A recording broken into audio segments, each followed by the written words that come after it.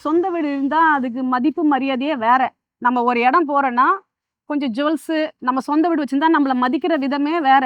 ஃபர்ஸ்ட்டா கூப்பிடுவாங்க, ஃபோட்டோக்கு நிக்க வைப்பாங்க. ஃபர்ஸ்ட் ரோல நமக்கு மதிப்பு குடுத்து உட்காருங்கன்னு நம்மள பணிவிட செய்வாங்க. சாப்பாடு குடுக்குறதுலயும் சரி, மதிக்கிறதுலயும் சரி, பேசுறதுலயும் சரி. இப்போ அதே நம்ம ஒரு வாடகை வீட்ல இருந்தோம்னா, ஒரு ஜுவல்ஸ் வந்து விக்கிறது போட்டுன்னு போனோம்னா, அவங்க பார்க்குற பார்வை வேற மாரி இருக்கும். இப்ப வாடகை வீட்ல இருந்து நான் எவ்வளோ கஷ்டத்த அனுபவிச்சேன். எனக்கு குழந்தைங்க கூட நான் அவ்வளோ ஈஸியா வளர்க்கல. குழந்தைங்கள கூட நாங்க வந்து ஓடக்கூடாது, சைக்கிள் ஓட்டக்கூடாது, சத்தம் போடக்கூடாது. மாடியில தான் இருப்போம் நாங்க. குழந்தை விளையாடக்கூடாது, சத்தம் கேட்கக்கூடாது, டிவி வால்யூம் அதிகமா வைக்கக்கூடாது. பைக் இங்க தான் விடணும். உங்களுக்கு ஒரு பைக் தான் விடணும். எங்களுக்கு 2 பைக் விடுறதுக்கு அ யூஸ் இருக்கும். நானும் ஓட்டுவேன், இவங்களும் ஓட்டுவாங்க. ஆனா 2 பைக் விடக்கூடாது. கண்டிஷன். தண்ணி இவ்வளோ தான் விடுவேன். இப்படின்னும்போது மிடில் கிளாஸ் வாழ்க்கை எவ்வளோ கஷ்டமா இருக்குங்க. எவ்வளோ கஷ்டமா இருக்கும். அந்த வாழ்க்கைய நான் அனுபவிச்சுட்டேன்.